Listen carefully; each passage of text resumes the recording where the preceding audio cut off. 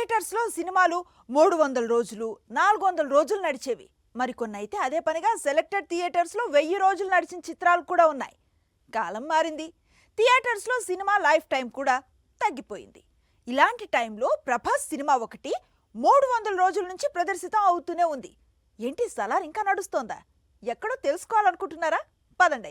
Last year ఇదే సమయంలో theatres లోకి వచ్చింది సలార్. బాక్సాఫీస్ దగ్గర 700 కోట్లకు పైగా వసూళ్లను అందుకుంది. KGF series director Prashanth Neel తెరకెక్కించిన విధానం, ప్రభాస్ క్యారెక్టర్ ను ఎలివేట్ చేసిన విధానం రెబల్ ఫ్యాన్స్ కు బాగా నచ్చింది. ఎప్పుడో లాస్ట్ ఇయర్ రిలీజ్ అయిన సినిమా గురించి ఇప్పుడెందుకు ప్రత్యేకంగా చెప్పుకోవాల్సి వస్తుంది అంటే, ఈ సినిమా ఇప్పటికీ రికార్డులు తిరగరాస్తోంది కాబట్టి.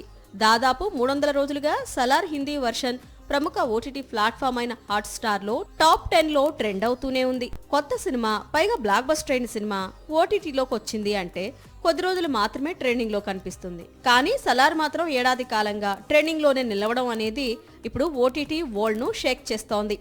ఈ రికార్డు సలార్ సీక్వెల్ కు కావలసినంత క్రేజ్ తీసుకొచ్చింది అనడంలో ఎలాంటి సందేహం లేదు.